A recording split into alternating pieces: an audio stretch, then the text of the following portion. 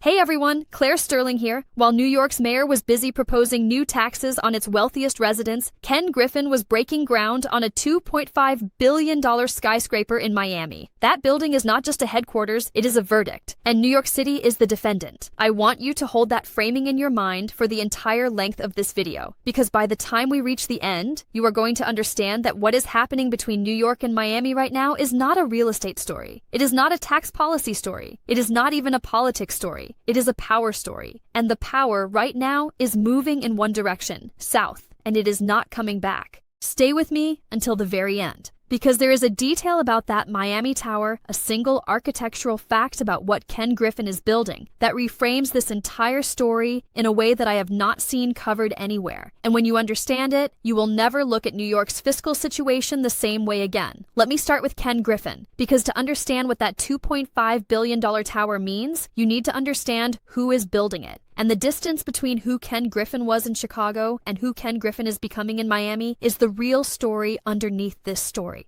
Ken Griffin founded Citadel in 1990. He was 22 years old. He started the fund from his dorm room at Harvard with $265,000 in capital raised from family members who believed in him. He built that into one of the most powerful hedge funds on the face of the earth. At its peak, Citadel managed approximately $59 billion in assets. Its trading operation, Citadel Securities, handles roughly 25% of all U.S. equity trading volume on any given day. 1 in 4 stock trades in America passes through Ken Griffin's infrastructure. That is not a financial firm. That is a piece of the country's economic plumbing. And for 30 years, that firm was headquartered in Chicago. For 3 decades, Ken Griffin's name was synonymous with Chicago's financial identity. He donated hundreds of millions of dollars to Chicago institutions: the Art Institute of Chicago, the Field Museum, Chicago Public Schools. He was, by any reasonable measure, one of the most consequential civic figures in the city's modern history. And then he left. June 2022, Citadel announced it was relocating its global headquarters to Miami, Florida. And when reporters asked Griffin how difficult that decision was, how emotional it must have been to walk away from 30 years of history, his answer was 3 words. Not hard. 3 decades of building, 3 decades of donating, 3 decades of being Chicago's most powerful financial citizen, and it was not hard. That answer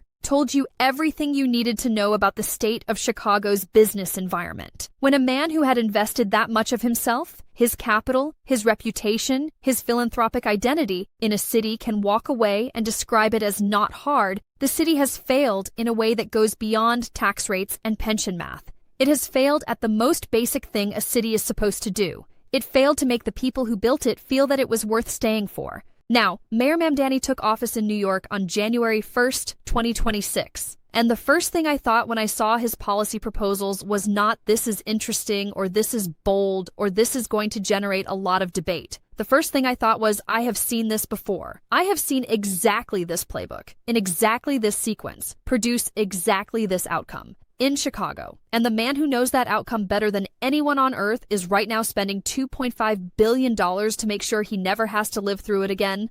Let me walk you through Mamdani's proposals, because the details matter, and the parallels to Chicago are not approximate, they are precise. Mamdani's signature proposal is a 2% tax surcharge on every New York City resident earning more than $1 million per year. On the surface, that sounds modest, a small additional contribution from people who can clearly afford it. But here is what that actually means in practice for a high earner in New York City. Before Mamdani's surcharge, a millionaire in New York was already paying approximately 10.9% in state income tax, the second highest state rate in the country. Add New York City's own income tax of approximately 3.9%. Add federal income tax. A high-earning New Yorker is already paying somewhere between 50 and 53 cents of every dollar to the government. Mamdani's 2% surcharge pushes that combined rate toward 55%. At that level, the mathematical case for leaving becomes not just compelling, it becomes obvious. It becomes the kind of thing that any CFO, any financial advisor, any accountant worth their billing rate would put in front of their client as the first item on the agenda. And the people in those meetings, the people running those numbers, are exactly the people whose decisions determine whether New York's financial sector stays or goes.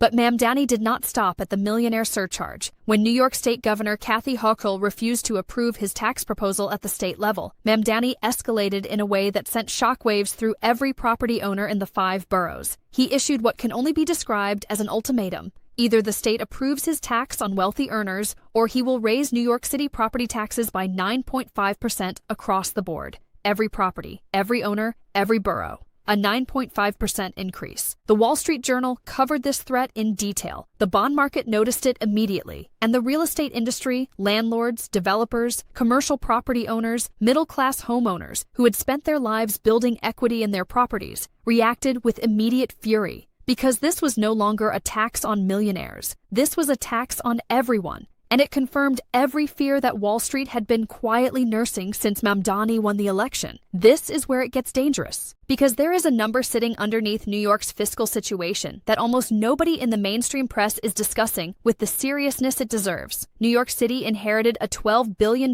budget gap from the previous administration. $12 billion spread across 2 fiscal years. That is not a budget problem, that is a budget crisis. And it is the backdrop against which every one of Mamdani's policy proposals has to be evaluated. Now, some of that gap has been partially offset.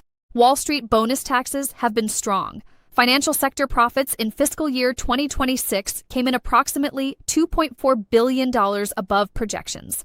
And here is the brutal irony that nobody in City Hall seems willing to say out loud. The mayor, who has built his entire political identity around taxing and regulating Wall Street, is also completely, existentially dependent on Wall Street's profits to keep his city funded. If those bonuses disappear, so does his budget. Not partially, not gradually, immediately, and catastrophically. And Ken Griffin knows this. Every financial executive in Manhattan knows this. The leverage in this situation does not belong to the mayor. It belongs to the people he is trying to tax, because they can leave, and he cannot follow them. Let me tell you about the building, the specific details of what Citadel is constructing in Miami, because this is the detail I promised you at the beginning of this video, the one that reframes everything. Citadel is breaking ground on a 54-story super tall skyscraper at 1201 Brickell Bay Drive in Miami, Florida. The project has an estimated cost of $2.5 billion, making it one of the most expensive private construction projects in American history. The tower will rise over 1,000 feet. It will contain 1.3 million square feet of office space. It will include a 212-room luxury hotel. It will sit on the edge of Biscayne Bay with views that no Manhattan office building can match. But here is the detail that matters, the detail that changes the story. This building is not scheduled for completion next year. It is not a quick relocation, a temporary statement, a hedge against uncertainty. This building, at its current construction timeline, will not be fully complete for approximately a decade. Ken Griffin is building something that will not be finished until the mid-2030s. He is not making a short-term bet on Miami. He is making a generational commitment. He is saying, with $2.5 billion and a 10-year construction timeline, that Miami is where Citadel will be when his children are running the firm. That is not a business decision. That is a dynasty decision. And that decision is being made while Mayor Mamdani is proposing the exact policies that made Griffin leave Chicago. The parallel is not subtle. It is not something you have to work to see. It is sitting right there on the surface, visible to anyone who is paying attention.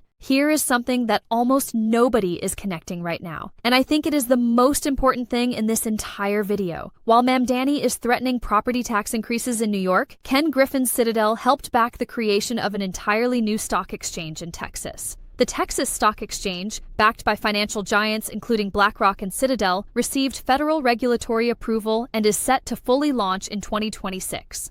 Meanwhile, the New York Stock Exchange has already launched NYSE Texas, a fully electronic equities exchange based in Dallas, which already has over 100 companies dual listed on it. Think about what that means together. A $2.5 billion permanent headquarters in Miami, a new stock exchange in Texas backed by Citadel's capital, Dallas actively sending delegations to Manhattan to recruit financial firms, Miami luxury real estate inquiries spiking 166% in the weeks after Mamdani's election. The very infrastructure of American financial markets, the exchanges, the trading platforms, the architecture of Wall Street itself is being quietly, deliberately, and permanently replicated in other cities. This is not businesses complaining about taxes. This is financial power being structurally relocated, building by building, exchange by exchange, decision by decision. Now let me stop talking about billionaires for a moment, because this is the part of the story that the financial press almost never covers, and it is the part that matters most. When Ken Griffin moves to Miami, he is fine. He was always going to be fine. He is sitting in a waterfront home in a city with zero state income tax, watching his $2.5 billion tower rise from the ground, thriving in every measurable way. The people who are not fine are the ones whose names will never appear in a Bloomberg headline. I want to tell you about a man I will call David. David ran a high-end restaurant in Midtown Manhattan for 19 years. His primary customer base was finance, hedge fund lunches, corporate dinners, client entertaining, the kind of spending that happens when you have an industry full of people earning 7- and 8-figure incomes within walking distance of your dining room. David built something real. He employed 26 people. He had a wine cellar that took him a decade to curate. He had regulars who had been coming to his table since the early 2000s. When Citadel left Chicago, David noticed a ripple. Some of his Chicago-connected clients started coming less frequently. When the remote work shift hollowed out Midtown's office population, the lunch business declined significantly. And when Mamdani won the election, and the conversation about the millionaire surcharge started dominating the financial press, David noticed something else. His regulars started having conversations at his tables that they had never had before. Conversations about Miami, about Palm Beach, about what life might look like somewhere with lower taxes and lower costs, and a government that was not actively trying to take more of what they had built. 3 of David's best regular customers have already told him they are relocating to Florida. A 4th is in the process of moving his family to Texas. Each one of them, when they leave, takes with them not just their own spending, but the entire social and professional network that orbited around them. The colleagues they brought to dinner, the clients they entertained, the celebrations they held. David is not a wealthy man. David is a restaurant owner who built his life around serving wealthy people, and wealthy people are leaving. Not all of them, not yet, but enough of them that David is already doing math he never expected to do at this stage of his life. Multiply David by thousands. Multiply him by every dry cleaner, every parking garage, every coffee cart, every corporate catering company, every business hotel, every office supply vendor, every event photographer, whose economic existence is built on the foundation of Manhattan's financial ecosystem. When that ecosystem starts to shift, all of them feel it. Not the people in the penthouse offices, the people serving those offices. This is what the Mamdani effect actually looks like from the ground level, not a policy debate, not a tax bracket calculation. A restaurant owner doing math he never expected to do. Here is the billion-dollar question, the one that every bond investor, every pension fund manager, every city planner in New York is quietly asking right now. What happens to New York City's budget if even a meaningful fraction of its financial sector relocates its operations? The math is not complicated, and it is terrifying. New York City's top 1% of earners generate approximately 50% of the city's total income tax revenue. 50% from 1% of the population. That is an extraordinary concentration of fiscal dependency. It means that the city's ability to fund its schools, its police, its sanitation, its infrastructure, its social services, everything that makes New York function as a city depends on a relatively small number of very high earners choosing to remain within its borders. And those earners are mobile. They have always been mobile. But historically, the advantages of being in New York, the network, the deal flow, the talent concentration, the cultural gravity, those advantages were strong enough to outweigh the tax burden.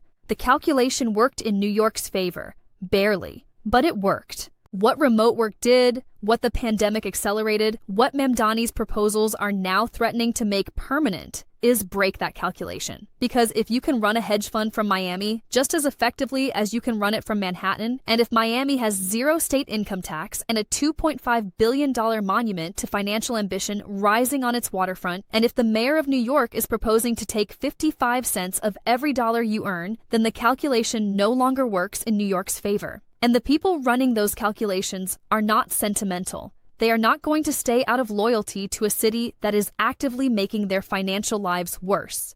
Chicago thought its financial sector was permanent too. I am not here to tell you that New York is finished. New York has extraordinary assets, a cultural gravity that took over a century to build, a talent concentration that still has no true rival, network effects that simply cannot be recreated overnight. The city has come back before, from bankruptcy in 1975, from the devastation of 2001, from the financial crisis of 2008.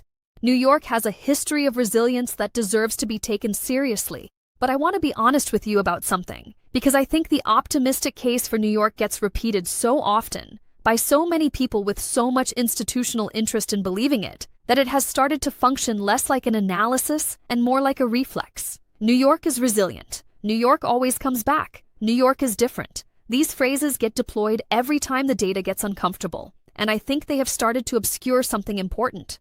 The 1975 recovery happened because New York changed its policies. Dramatically, painfully. The city cut spending. It restructured its debt. It brought in a financial control board that overrode elected officials on budget decisions. It made itself more competitive. It earned its recovery through genuine, politically costly reform. The resilience was real, but it was not automatic. It was the result of hard choices made by people who were willing to tell the truth about what had gone wrong. The 2001 recovery happened because the city rallied around a shared trauma and because the underlying economic fundamentals, particularly the financial sector boom of the mid-2000s, provided the revenue base to rebuild. The resilience was real, but it was also assisted by a macroeconomic tailwind that no longer exists in the same form. The 2008 recovery happened because the federal government intervened in the financial system at a scale that prevented the complete collapse of the industry that funds New York's budget. The resilience was real, but it was backstopped by a bailout that came from outside the city's control. What is different about this moment is that none of those external rescue mechanisms are available. There is no federal bailout coming for New York's fiscal crisis. There is no macroeconomic tailwind powerful enough to offset sustained capital flight. And the political conditions for the kind of genuine reform that produced the 1975 recovery do not currently exist in City Hall. What exists instead is a mayor who won on a platform of doing the opposite of what the 1975 recovery required. More taxes, more spending, more redistribution. The exact policies that, historically, have accelerated the doom loop rather than interrupted it.